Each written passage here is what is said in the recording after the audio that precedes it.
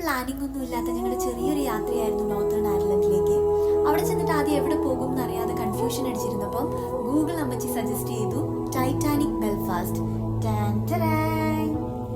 Belfast was the home of Titanic, still is.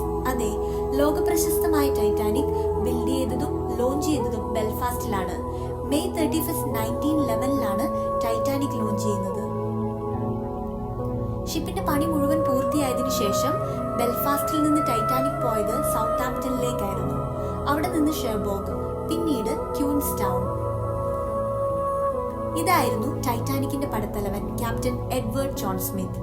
ക്യൂൻസ്റ്റൗണിൽ നിന്ന് പാസഞ്ചേഴ്സുമായി ന്യൂയോർക്കിലേക്ക് പോകുന്ന വഴി 15 ഏപ്രിൽ 1912 വലിയൊരു മഞ്ഞുമലയിൽ ഇടിച്ചാണ് ടൈറ്റാനിക് ലോകമറിയുന്ന ട്രാജഡിയായി മാറുന്നത്.